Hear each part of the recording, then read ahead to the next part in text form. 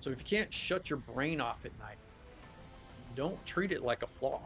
Treat it like a message.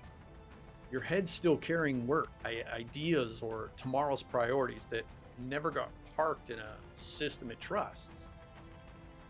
In this video, I'm going to cover 3 questions I keep getting asked from clients and others through email and social media. Number 1, how do I stop feeling like an employee in my own company? Number 2, why can't I shut my brain off at night? Number 3, I have a task list, so why does it still feel chaotic? All right. So in this series I'm working on, it's a series of raw Q&A videos. These are real questions I've been getting, and I'm just going to answer them directly. I've been an entrepreneur for over 20 years, and over the last 2 years with some past partners, I've helped dozens of 7 and 8 figure founders install systems for scale. So no edits here aside from chopping them into each question. Now let's get into it. Question 1, how do I stop feeling like an employee in my own company? So you feel like an employee when your day is built out of other people's work. You're reacting, checking, correcting, and approving. That's identity misalignment. Now you're the owner on paper, but you keep operating like the executor. You hire people, but your time doesn't come back. You've essentially become the administrator of your own company. And you're still reviewing copy, like jumping into support when things get hectic, and you're taking sales calls whenever like a deal starts to fall apart. Now this usually happens because you transferred tasks and kept the judgment for yourself. Um, I've seen this a lot with founders who thought they delegated, but were still the final judge on everything. Now, a task is an action, like writing an email, updating the CRM, fixing a bug, or sending an invoice. An outcome, on the other hand, is a finished state the business can use. Examples are, like the customer is confirmed and paid, and delivery has what they need. Or maybe the pipeline's clean enough that decisions can be made from it. The bug's gone and the features work for real users. Or even the invoice is sent and paid and reconciled and nobody's chasing. Now, you can complete tasks and still miss the outcome, which is why you keep touching the work after you already delegated. You don't trust the finished state, so you keep checking, revising, and redeciding. This is one of the most common breakdowns I kept seeing when systems got installed, but the founder still had to touch the work. Task ownership sounds like, I did what you asked, but outcome ownership sounds like, I delivered the result to standard without you being involved. You see the difference?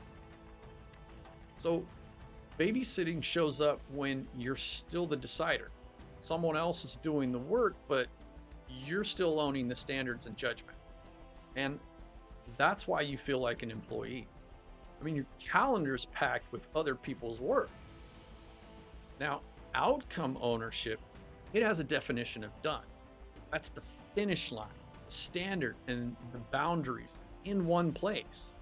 It answers a few basic questions like, what does done look like? When's it due?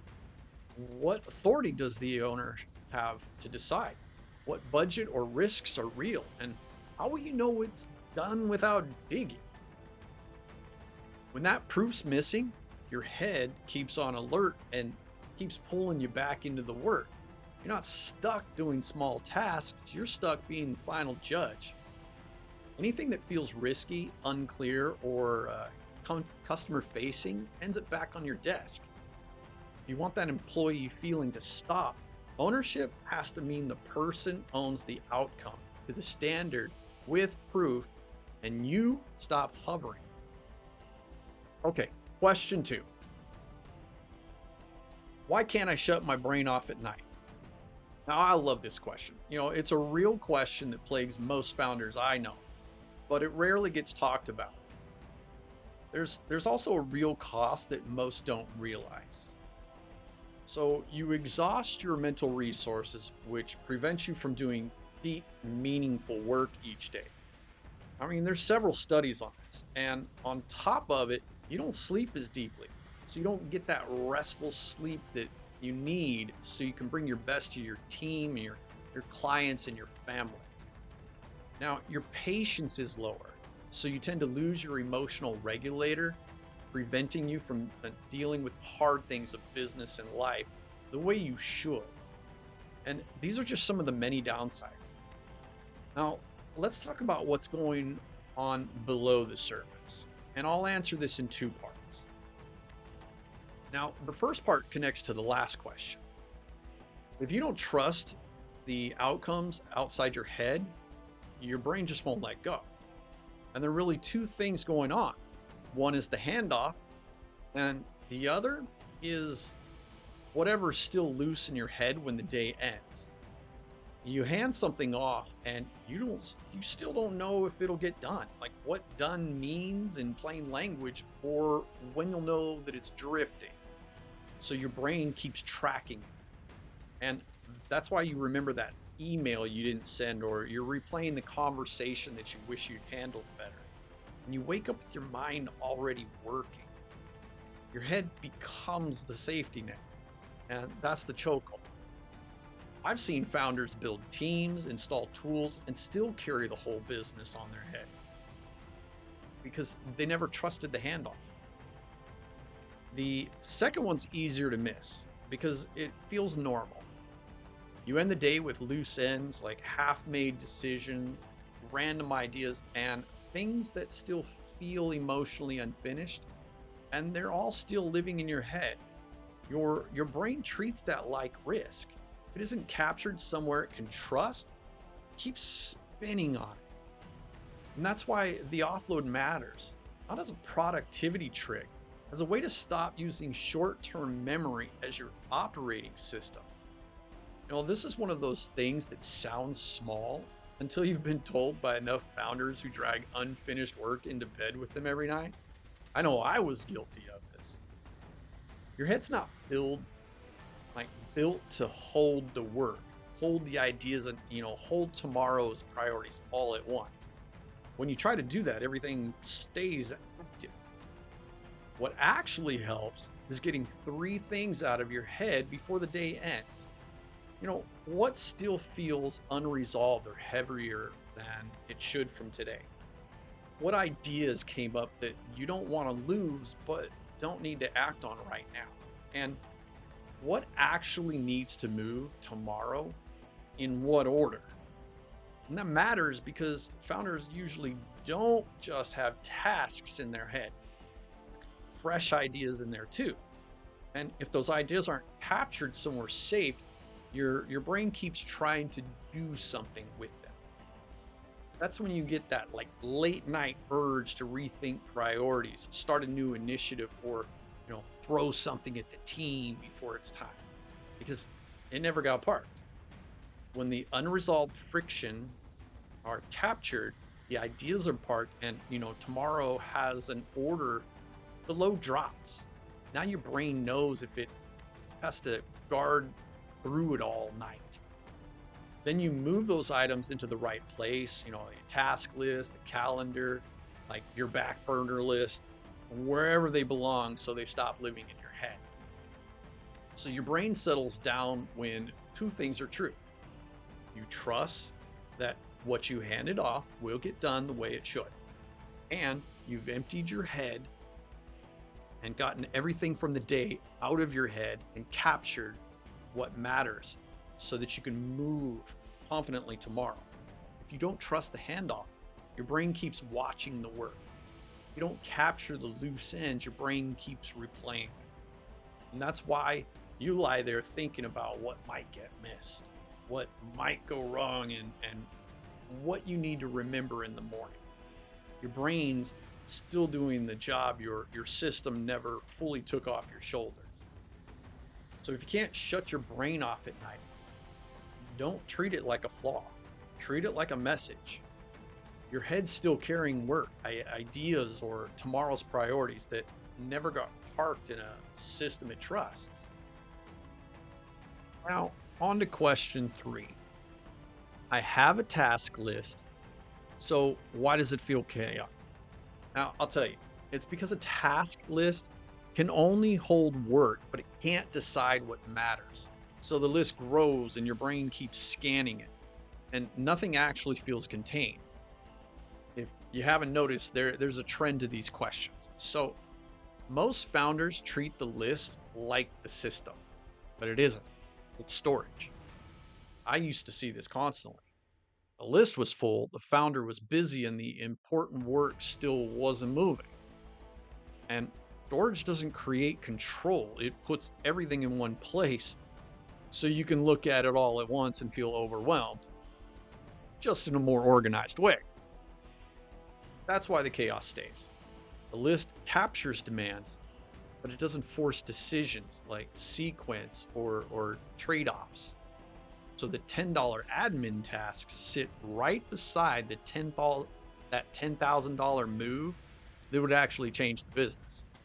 They take up the same visual space, and your brain keeps sifting through cheap noise to find the few things that really matter.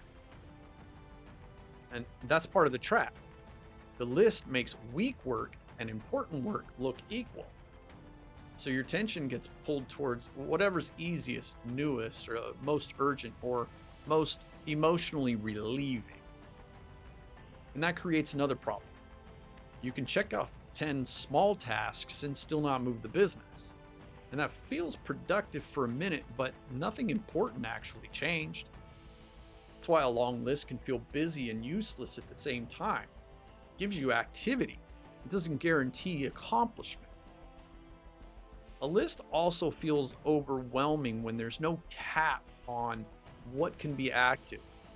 If everything can be in motion, your brain starts juggling too many pins at once. And once the load gets too high, performance drops across all of it. And that's when the chaos stops being emotional and becomes operational. Things slip, priorities get reshuffled again. Half finished work piles up, and the same decisions keep coming back around because nothing got fully closed. You aren't just carrying tasks, you're carrying deferred decisions. Every item you throw onto the list without deciding its place is just one more thing your brain has to reprocess later. And that's why a lot of to-do list systems stop working after a while. It's not only the volume of work, it's the drain of maintaining the list and redeciding priorities over and over again. And this is a big reason so many smart founders keep switching tools without feeling any lighter. This is one place where AI can actually help. Not by doing the work for you, but by reducing the cognitive load of sorting, grouping, and surfacing what matters first. Because once the system helps you think, instead of asking your brain to keep re-ranking the same pile every day, the list actually becomes usable again. And parking work is only part of the answer. A real system doesn't just tell you what's active and what's waiting, it also tells you what's dead. Because if your list only grows or just gets moved around, your brain never believes the pressure's actually dropping. And some things need to wait, and some things need to go. That matters more than most founders think. A list keeps feeling chaotic when it becomes a holding container for wishes and ideas and old priorities and work you're never really going to do. Your brain still sees all of it. You want the chaos to drop. The shift isn't making a prettier list, it's making the list force real decisions. Like, what matters now? What's parked on purpose? What's gone? Once the list does that, your brain stops scanning the whole horizon every time you open it. It can see what needs action, what's waiting by choice, and what no longer deserves energy. That's when the list stops acting like storage and starts acting like control, because it finally reduces the number of live decisions your brain has to carry. So if your task list still feels chaotic, the problem isn't that you need more discipline. The problem is that your system keeps asking your brain to sort signal from noise and decide old priorities. And your brain can't hold on to all that. Now, if you've got a question you want in one of these raw Q&A videos, click the link in the description. Drop your question. If I pick yours, I'll let you know when the video goes live so you can watch it. All right. So, see you in the next video.